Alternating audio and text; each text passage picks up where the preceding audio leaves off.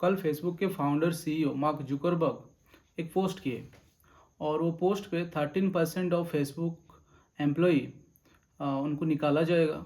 Almost 11,000 employees को निकाला जाएगा, ऐसे उनका स्टेटमेंट था। और क्यों निकाला जाएगा ये भी वो डिटेल बोले हैं कि फेसबुक अपना रिस्ट्रक्चर करना चाहता है, क्योंकि प्रॉफिट मार्जिन कम हो गया है, उसको भी वो स्ट्रक्चर एक मोर प्रॉफिटेबल करना चाहते हैं। तो बहुत सारे रीजन वो पोस्ट में लिखे हैं और वो उसके लिए दुखी फील कर रहे हैं। ये भी वो लिखे हैं कि इतना सारे टैलेंटेड जो कि लोग फेसबुक से जुड़े थे उनको निकाला जाएगा। फेसबुक, आप लोगों को याद होगा, लास्ट ईयर अपना नाम चेंज किया था, फेसबुक से मेटा कर दिया है।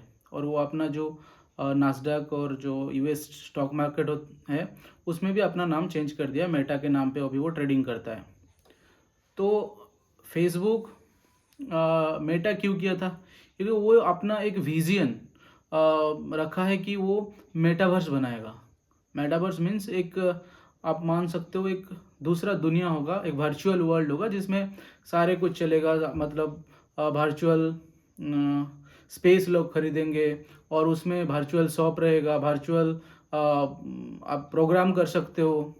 ठीक है, तो एक 3D आप मान सकते हो, एक VR मशीन से आप एक दूसरा दुनिया के अंदर घुस जाओगे। वो मशीन लगाने से you will be in a different world. तो वो मेटा, इसीलिए वो नाम चेंज कर दिए थे फेसबुक का, और फेसबुक का जो पेरेंट कंपनी को वो बना दिए थे मेटा।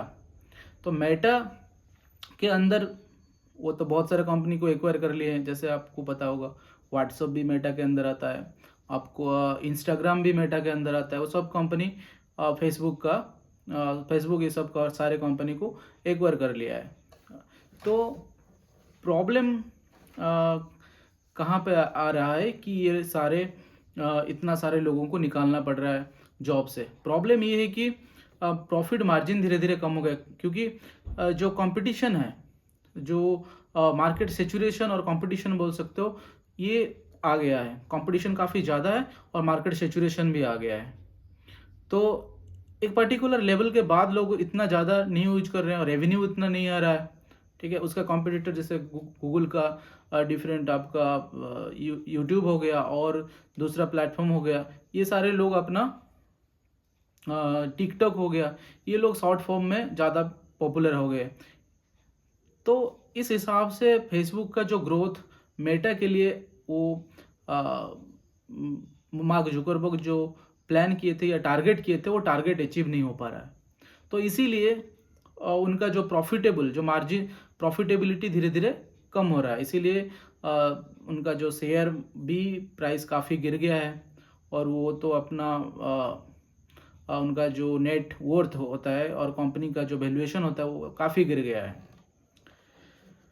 फेसबुक के साथ साथ सारे टेक कंपनी ऑलमोस्ट, उन लोगों का जो नेटवर्थ, इंडिविजुअल नेटवर्थ भी काफ़ी गिरा है और कंपनी का नेटवर्थ भी काफ़ी, शेयर वैल्यू काफ़ी गिरा है। लास्ट 1 मंथ अराउंड 30% गिरा है और इसीलिए मार्केट काफ़ी वॉलेटाइल है और नीचे जा रहा है।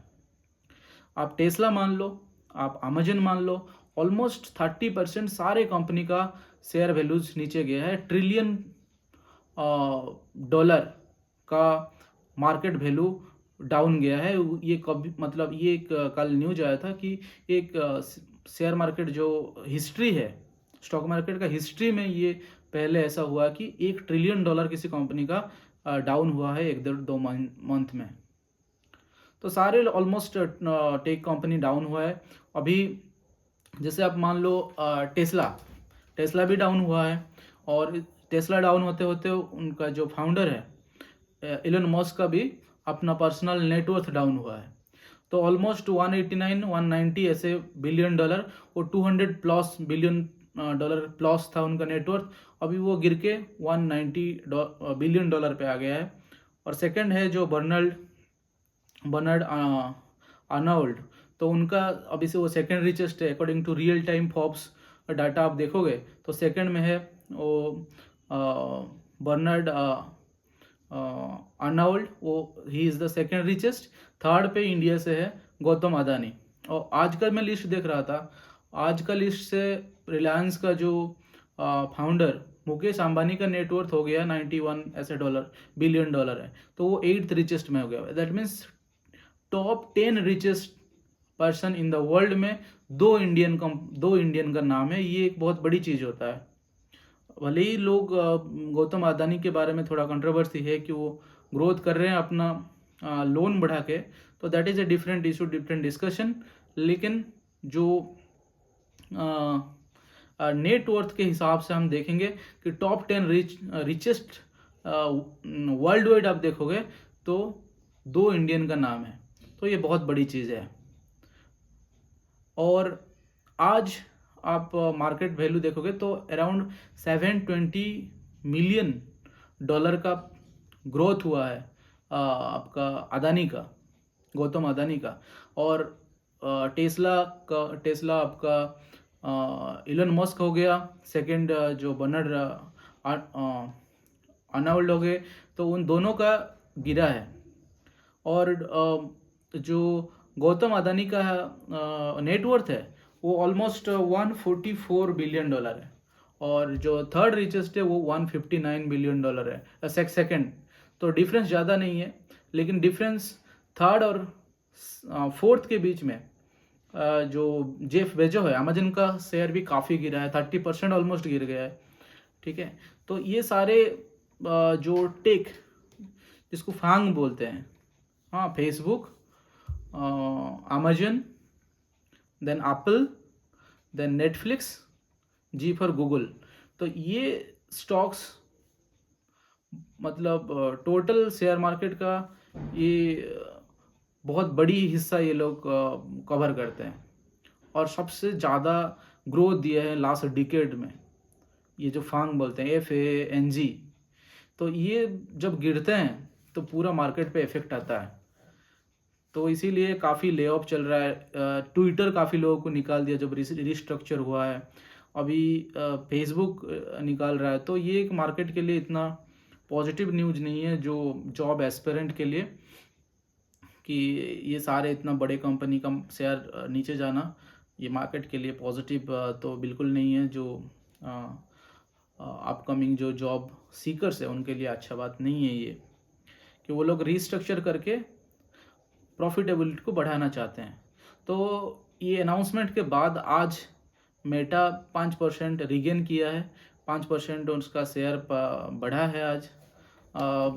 तो मे बी लोगों को लग रहा है कि हाँ, ये रीस्ट्रक्चर के बाद कंपनी का प्रॉफिटेबिलिटी ज़्यादा होगा, तो लोग शेयर आज ज़्यादा डिमांड में है।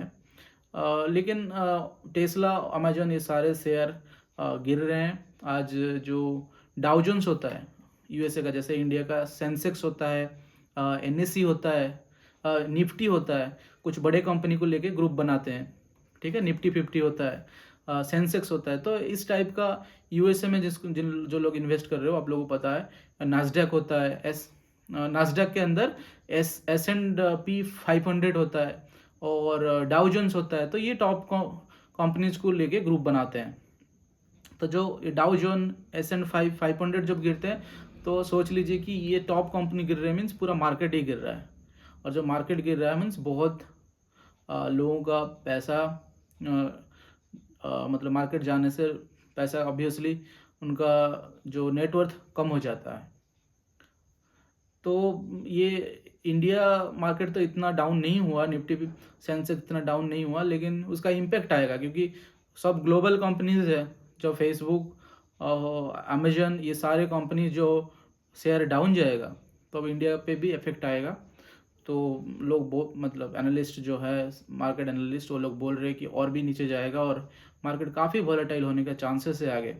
तो देखते हैं वो क्या हो रहा है। पर स्टेबिलिटी जो बेस कंपनीज है, जैसे माइनिंग कंपनी हो गया, ये लोग काफ़ी स्टेबिलिटी दिखा रहे हैं अभी।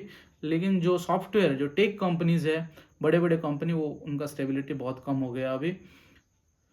तो देखते हैं ये फेसबुक जो मेटा अपना नाम चेंज करने के बाद जो मेटावर्स का जो प्लानिंग कर रहा है, वो कितना दूर तक ये जो ले ऑफ के बाद, ये रीस्ट्रक्चरिंग के बाद, इतना सारा लोगों को निकालने के बाद, वो बोल रहे हैं कि धीरे धीरे प्रॉफिटेबिलिटी बढ़ेगा। लेकिन हम लोग मेटा का जो विजन है उससे दूर नहीं जाएंगे। उसको बनाएंगे पर धीरे धीरे उसको बनाएंगे, ज़्यादा स्पीड पे नहीं बनाएंगे। ये मैसेज उनका जो आर्टिकल आप पढ़ोगे तो वही लगेगा। मैं वो आर्टिकल का लिंक डिस्क्रिप्शन पे दे दूंगा। If you wish to read that article of Mark Zuckerberg what exactly he has said to the employees, आप पढ़ सकते हो। और वो जो मार्क जुकरबर्ग ये भी बोले हैं, जिन लोगों को निकाला जाएगा 4 मंथ्स नहीं 16 वीक्स, अप्रॉक्स 16 वीक्स का कॉम्पेंसेशन दिया जाएगा। कुछ मेडिकल बेनिफिट्स भी उनका फैमिली को दिया जाएगा एज ए कॉम्पेंसेशन। तो ये फेसबुक इतना वेलफेयर के लिए लोगों का वो जो जॉब से निकाला जाएगा उन लोगों के लिए करेगा। तो बाइजूस भी ऐसे लोगों को निकाल रहा है, बट बाइजू काफ़ी लॉसेस हुआ है ऐसे लोग बोल रहे हैं। तो बाइजूस के बारे में और एक वीडियो मैं प्लान कर रहा हूँ, नेक्स्ट वीडियो डिटेल उसके बारे में लाने के लिए, क्योंकि बहुत सारा इंडियन मार्केट में लोगों का काफ़ी नेगेटिव, मतलब एडटेक को कंपनी जो ले ऑफ कर रहा है, अनअकैडमी भी ले ऑफ कर रहा है, लोगों को निकाल रहा है। तो काफ़ी लोग जो सोच रहे थे कि ये सारे कंपनी में ज्वाइन करेंगे तो क्या ज्वाइन करना चाहिए नहीं करना चाहिए और क्या लॉसेस है, क्योंकि वो इंडियन टीम को स्पॉन्सर भी कर रहा है। ठीक है, तो इसके बारे में और एक डिस्कशन करेंगे, ये एडटेक कंपनी बायजूस के बारे में और दूसरा एडटेक कंपनीज के बारे में, ऑनलाइन टीचिंग के बारे में इन नेक्स्ट वीडियोस। आज के लिए इतना ही, फिर मिलेंगे और एक वीडियो में, तब तक के लिए बाय बाय, गुड नाइट।